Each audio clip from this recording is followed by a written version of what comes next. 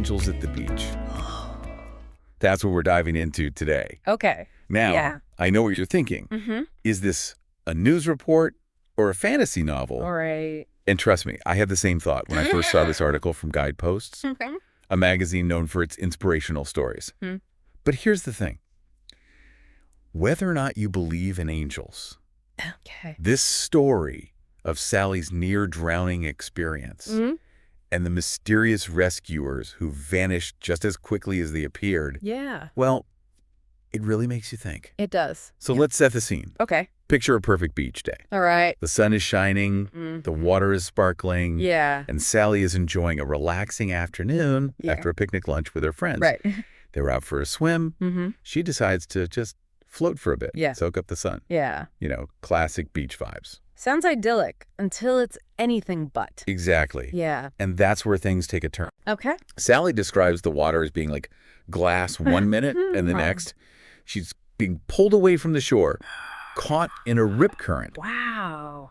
Now, you might have heard of rip currents, Right. but these things are terrifyingly powerful. They really are. Yeah. Imagine a river of water flowing out to sea, Oh, wow. cutting through the waves. Yeah. That's a rip current. Okay. They can catch even strong swimmers off guard. Really? And because they pull you directly away from the shore, Yeah. it's incredibly difficult to swim against them. It's that feeling of the ground being pulled out from under you. Right. But in this case, it's the ocean floor. Yeah. And there's nothing to grab onto. And the panic that sets in Right. only makes it harder to think clearly, Oh, yeah. to react effectively. Your body goes into fight or flight mode. And that's exactly what Sally describes. That overwhelming panic. Right. She's far out. Yeah. The waves are crashing over her. Oh, God. And she realizes no one can even see her struggling. Oh, no. But then, just as suddenly as the current grabbed her, Yeah. she sees two young men appear. Mm-hmm. They pull her through the churning water closer to shore until eventually Yeah. the lifeguard, Okay. who was off duty that day, Oh, really? amazingly, reaches her and gets her back to safety. Wow, that's amazing. Now, you might be expecting a detailed description of these heroic figures, right? Right. But here's where it gets strange. Okay. Sally describes them as plain vanilla. Plain vanilla. Not exactly the angelic image that might spring to mind. It's an odd choice of words, isn't it? Yeah. And it's that detail, along with what happens next, that Yeah. has kept people talking about this story. Because as soon as Sally was safe, those two rescuers, Yeah. those plain vanilla figures, they just vanished, gone. Wow. And Sally is absolutely convinced they were angels sent to save her. No, that's a lot to unpack. Yeah. Right. Let's take a breath here Okay. and dive into what might be happening beneath the surface of this story, Okay. so to speak. Because let's be honest, Yeah. this isn't the first almost drowned then miraculously saved story out there. Right. But there's something about this one. It really does feel different, doesn't it? It does. Like this story, it almost taps into something deeper. Right. Something beyond just the events themselves. You hear about these incredible rescues, Yeah. but there's something about the plain vanilla, the vanishing act, Right. that makes Sally's story stick with you. You're absolutely right. Yeah. And I think part of it has to do with this universal human need for hope, especially in the face of danger of the unknown. It's a powerful instinct, this desire to believe that someone or something's looking out for us even when the odds are stacked against us. So you're saying it's more than just wanting the story to be true. Right. It's that we need it to be true on some level. In a way, yes.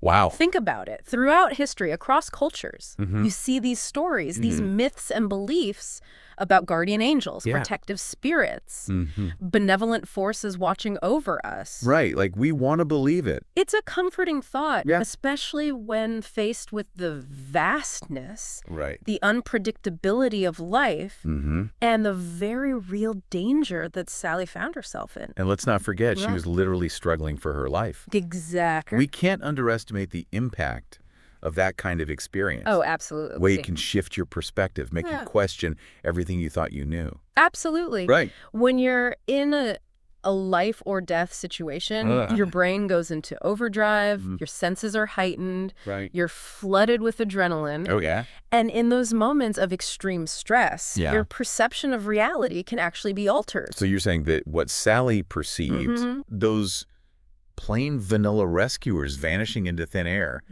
could have been influenced by the extreme stress of the situation. It's definitely a possibility. Okay. And it's not as far-fetched as it might sound. Okay. There's actually a growing body of research into what happens to the brain during near-death experiences. Right. And one of the things that researchers have found is that oxygen deprivation, which can occur during a near-drowning incident, can trigger hallucinations. Oh, wow. A sense of detachment from reality, even a feeling of peace and euphoria. So in that moment of extreme stress, the brain might latch onto anything, any explanation to make sense of what's happening, even if that explanation involves angels. Exactly. Now, I'm not saying that's definitively what happened with Sally, but it's a factor worth considering, especially given the other unusual detail in her story. Okay. The description of the rescuers as plain vanilla. That really stood out to me, too. Because if you're going to imagine being rescued by angels, wouldn't you imagine something a little more angelic? Something otherworldly, glowing, perhaps. It's a good point. Yeah. And it leads us to another layer of this story, the power of symbolism. Symbolism, okay. Because sometimes the most profound truths are hidden in plain sight. Okay, I'm intrigued. Yeah. Break it down for us. Okay. What could plain vanilla symbolize in this context? What's the deeper meaning there? Plain vanilla as a symbol. Yeah.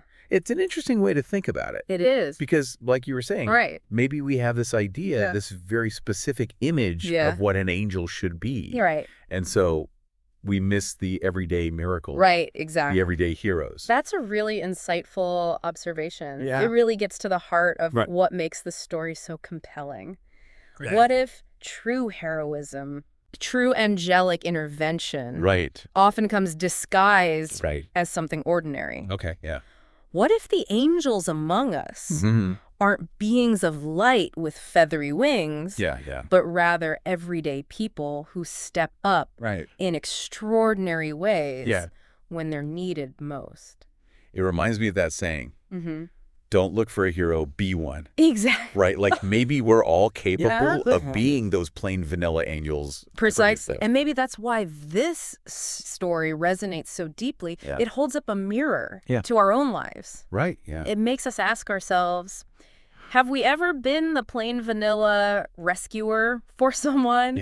Or have we been rescued by one without even realizing it at the time? It really changes your perspective, doesn't it? It does. It makes you think about things differently. Exactly. Like maybe we're so focused on these grand gestures, these huge noticeable things that we miss the everyday miracles. The quiet heroism happening all around us. It's like we're looking for fireworks when really we should be appreciating the quiet glow of a candle. And maybe, just maybe that's part of the reason Sally's rescuers vanished without a trace. Oh, interesting. It reinforces the idea that true acts of kindness, true heroism often go unnoticed, uncelebrated. It's not about seeking recognition, but about simply doing what needs to be done. Wow. When you put it that way, it really makes you think. It does, doesn't it? It really does. Yeah. So today, we've really gone deep. We have. We've talked about near-death experiences, the way our brains react in those high-stress situations. Absolutely. The psychology of it all. Yeah. We've talked about the human need for hope, the power of symbolism. Even the possibility of divine intervention. We've considered all the angles. And I think what's really interesting here is that we've had this whole conversation, this whole deep dive, and we still don't have a definitive answer. Exactly. And that's okay. Because really, at the end of the day, it's not about us telling you what to believe. It's about empowering you to think for yourself. To draw your own conclusions. Exactly. Maybe you listen to today's episode and you're thinking, nope, those were definitely angels. And that's fine. Absolutely. Or maybe you're leaning more towards the scientific explanation. And that's okay too. It's all part of the mystery. Exactly. And I think the beauty of this story Yeah. And the reason it stays with us is that it can hold space for both. Right, for both perspectives. It allows us to embrace the mystery, the unknown, and to find our own meaning in a way that resonates with us. And that's a good place to leave it, I think. I think so, too. So, as you go about your day-to-day, keep Sally's story in mind. And the next time you encounter something that seems ordinary, take a second look. Right. You might just be surprised by the extraordinary hidden within. Well said. This has been a great conversation. It has. Thanks for joining me on this deep dive. Thank you for having me. And to everyone listening, keep exploring, keep questioning, and keep an open mind. Absolutely. We'll see you next time.